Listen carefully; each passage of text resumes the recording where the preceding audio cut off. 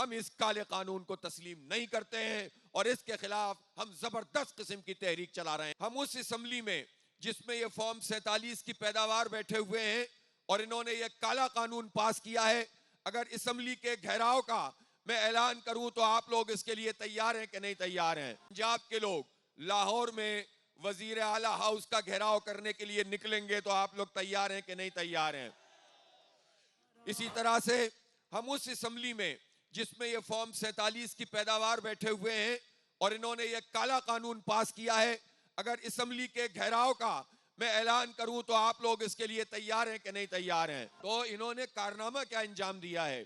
کارنامہ یہ انجام دیا ہے کہ اس بلدیاتی انتخاب میں ایک یونین کونسل جس میں 20-25 ہزار کی آبادی ہو، اس میں بھی عوام کو براہ راست اپنا چیئرمین اور وائس چیئرمین، ناظم یا نائب ناظم منتخب کرنے کا حق انہوں نے اس میں نہیں دیا۔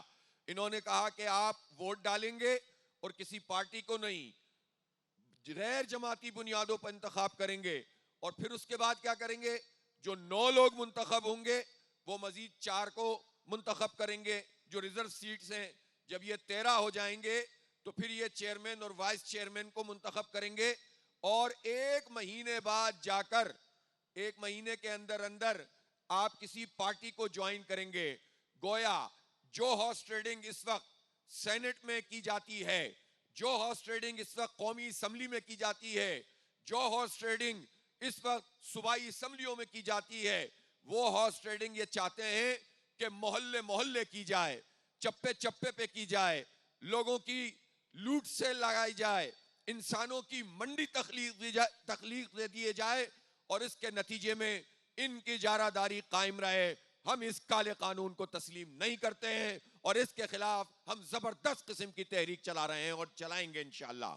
آپ یہ دیکھتے ہیں کہ ان تمام معاملات میں یہ ساری پارٹیاں ایک کی طرح بیہیو کرتی ہیں۔ سندھ میں بھی اسی طرح کا قانون موجود ہے۔ ایک طرف یہ قانون کے انتخاب اس طرح سے ہوگا اور دوسری طرف جو مالیات منتقل کرنی چاہیے وہ منتقل نہیں کرتے اور اپنے ہاتھ میں رکھتے ہیں۔ آئین پاکستان کی آرٹیکل 140A ہمیں یہ بتاتا ہے، یہ آرٹیکل، کہ ہمیں تمام اختیارات مقامی حکومتوں کو منتقل کرنے ہیں، لیکن افسوس کی بات یہ ہے کہ یہ صوبائی حکومتیں اختیارات اپنے ہاتھ میں رکھتی ہیں اور نیچے منتقل نہیں کرتی۔ یہ چلاتے ہیں اور شور مچاتے ہیں۔ آج کل NFC ایوارڈ کی بات کر رہے ہیں۔ NFC ایوارڈ کیا ہوتا ہے؟ یہ وہ ہوتا ہے جو نیشنل فائننس کمیشن بنتا ہے اور اس میں طے کیا جاتا ہے کہ وفاق کے پاس کیا ہوگا اور صوبوں کے پاس کیا ہوگا۔ تو یہ تو وفاق بھی یہی ہے اور صوبے بھی یہی ہیں۔ بے وقوف بنانے کے لیے پیپلز پارٹی اور نون لیگ نورا کشتی کرتے ہیں، جھوٹ بولتے ہیں قوم کے سامنے کہ اتنے وفاق کو ملنے چاہیے، اتنے صوبے کو ملنے چاہیے۔ ہم یہ پوچھنا چاہتے ہیں کہ پنجاب میں تو کوئی پرابلم نہیں ہے، 60% آبادی تقریباً پنجاب کی ہے اور سرمایہ بھی آپ کے پاس آتا ہے، تو وفاق ہو یا صوبہ ہو یا پھر جو ہے آپ سندھ کا بھی حساب لگا لیں، وہاں بھی وہ یہ کہتے ہیں کہ ہمیں وفاق سے پیسے ملنے چاہیے۔ وہ سارے پیسے ان کو مل جاتے ہیں لیکن یہ پیسے نیچے منتقل نہیں کرتے۔ اس کی ایک مثال یہ کافی ہے کہ سندھ میں کراچی کے ترقیاتی یعنی جو فنڈ کا ان کو حصہ ملنا چاہیے تھا وہ 3,360 ارب روپے 15 سال میں کراچی کے ڈیو تھے، اور پیپلز پارٹی کے وڈیروں نے کراچی کے اوپر یہ پیسے نہیں لگائے، کرپشن کی، لوٹ مار کی اور ان کا حق کھا لیا۔ اسی طرح سے بلدیاتی اداروں پر جو پیسے لگنے چاہیے وہ پنجاب میں بھی نہیں لگتے، اور یہ امپریشن بنانے کے لیے کچھ پروجیکٹ کر دیتے ہیں اور اس کے بعد اخباروں میں اشتہار دیتے ہیں، ٹی وی پہ اشتہار دیتے ہیں۔ اربوں روپے ہمارے ٹیکسوں کے پیسے یہ بادشاہ سلامت اور ملکہ رانی کے اشتہارات پر چلتے ہیں اور یہ ہمارے ٹیکسوں کے پیسوں سے اپنی جعلی تشہیر کرتے ہیں۔ ہم اسے قبول نہیں کر سکتے۔ ہمیں لوکل سطح پر اختیار چاہیے، شفاف انتخاب چاہیے اور اپنے جنوین نمائندے چاہیے۔ اس لیے ان تمام امور پر جماعت اسلامی قوم میں ایک بیداری پیدا کر رہی ہے۔ آپ ایک زبردست اجتماع عام میں شریک ہوئے تھے اور لاکھوں کی تعداد میں جو انسانوں کے سر ہی سر وہاں موجود تھے۔ ہم نے وہاں بدل دو نظام کی تحریک کا آغاز کیا تھا۔ نظام کے بدلنے کی تحریک کا مطلب یہ ہے کہ اب چہرے نہیں، پارٹیاں نہیں، پارٹیوں کے جھنڈے نہیں، اس نظام کو بدلنا پڑے گا۔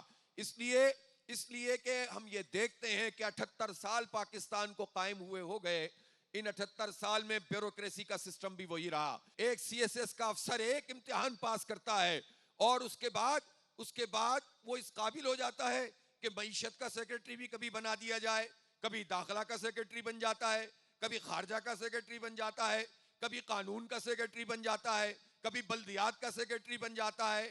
او بھائی تم نے کیا تم نے پڑھا ہے اور کیا تمہاری ایکسپرٹیز ہیں؟ اور یہ کیا ہوتے ہیں؟ یہ جیک آف آل ہوتے ہیں، ماسٹر آف نن ہوتے ہیں. نظام بگڑتا ہے. آئین میں یہ طریقہ جب موجود ہے کہ نچلی سطح پر انتخاب کرواؤ اور بلدیاتی حکومتیں بنواؤ اور اختیارات اور فنڈز ان کو منتقل کرو، تو اس کا مطلب یہ ہے کہ بیوروکریسی کو بلدیاتی حکومتوں کے ماتحت ہونا چاہیے.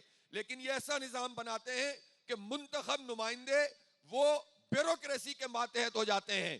تو گویا یہ جو افسر شاہی نہیں بلکہ نوکر شاہی کا نظام ہے، یہ جو خاندان کا طواف کرنے والی بیوروکریسی ہے، وہ ہمارے اتنے بڑے صوبے پر اور چاروں صوبوں پر مسلط ہو جاتی ہے اور اس کے نتیجے میں لوگوں کو اختیارات نہیں ملتے.